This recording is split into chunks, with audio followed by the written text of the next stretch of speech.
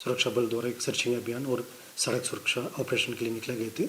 इस दौरान सुबह लगभग 9 बजे डीआरजी सुकमा एवं माओवादियों के बीच मुठभेड़ हुई। मुठभेड़ लगभग 1-1.5 घंटे तक चली है। उस मुठभेड़ में संभवतः माओवादियों का पीएलजी पेट्रोल नंबर 1 का टुकड़ी होने का संभावना लग रहा है। उस मुठभेड़ में हमारा 3 डीआरजी के जवान शुरू में घायल हुआ और घायल होने के पश्चात मुठभेड़ के दौरान उनका शहादत भी हो गई और बाकी जो टीम्स मुँह तोड़ जवाब दिए थे माओवादियों के हमला पर।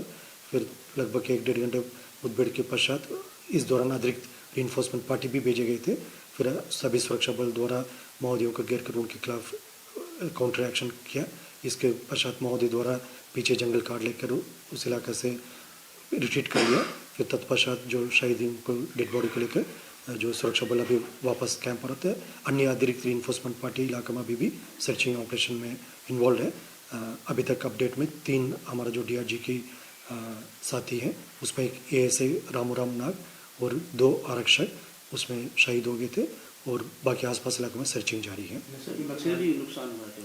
जैसे जिस तरीके से मुठभेड़ लगभग 1.5 घंटे चले थे उसमें सुरक्षा बल के जो हमारा डीआरजी टीम और बाकी सीआरपीएफ कोबरा का रीइंफोर्समेंट टीम भी जवाबी कार्रवाई किए थे उसमें। और घटनास्थल के जो परिस्थिति लेकर माओवादियों को भी कम से कम 5-6 उनका माओवादियों का कैडर को भी नुकसान होने का संभावना है। लेकिन आसपास अभी सर्चिंग जारी है। सर्चिंग की पश्चात और सटीक जानकारी हमको मिल सकता है।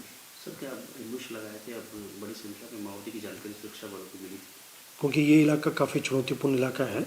जैसे इसके पहले हम लोग अरनपुर से लेकर जगरुंडा मार्ग के हम बाद में फिर इस टाइप का पल्ली बारसो रोड और कई इलाके जो पहले नक्सल गतिविधि कारण से बंद हुए थे उन सबको रीओपन किए गए थे।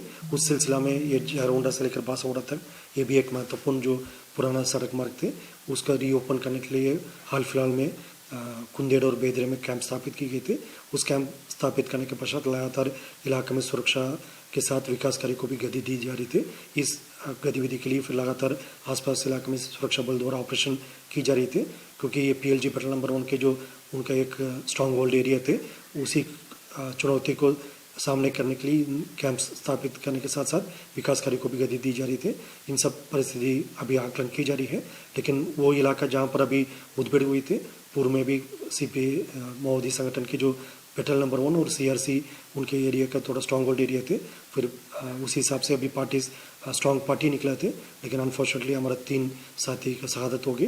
फिर अभी अन्य जो रीइंफोर्समेंट पार्टी आसपास इलाके में अभी सर्चिंग कर रहे थे। उम्मीद है और माओवादियों का यदि किसी प्रकार के नुकसान हुआ तो फिर उसके बारे में और अपडेट मिल सकता है। अभी सभी हमारा जो फर्स्ट जो पार्टी रिट्रीट होकर आए थे उसमें किसी प्रकार का जो और कोई घायल या हथियार लूटने का भी जानकारी प्राप्त नहीं हुआ। सभी जो इनिशियल जो पार्टी है वापस आ गए थे और रीइंफोर्समेंट पार्टी अभी आसपास सर्चिंग कर रहे थे। उसके बाद फिर और अपडेट मिल सकता है।